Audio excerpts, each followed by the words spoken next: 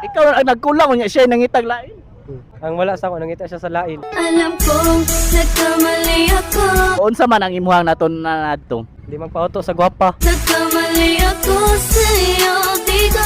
Pangalan? Dinis. Senior high. Di, junior high pa. Junior high pa. Unya anong kailangan mo ni Kwan? Ni Riri. Amo rang amiga, mo amiga sa isjit. Sige na naman kakagyud kay nauyab. Oh, naana. Nana kay ex. Oh. Sige. Sa last ninyo nga relationship, kinsa may sala adto? Siya or ikaw? Ambot lang, murag ako ay nagkulang ato. Di ko maipaliwanag ang aking nararamdaman. Nga naman makaingon ka nga, ikaw mo yung nagkulang adto. Nangita pa man siya lain jud.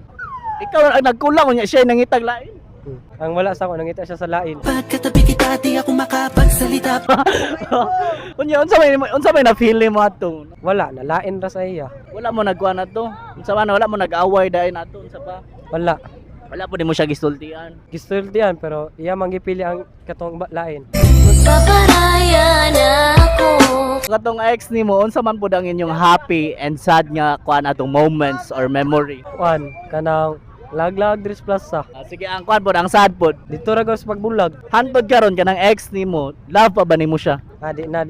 Nakamubo na. Mubo na. Hindi ako gusto ng mahal. Gwapa ni or dili? Sa una katong kami gwapa karon di nagoro. Sinubukang habulin ka. Sa relationship ninyo, unsa man ang imuhang naton na adto?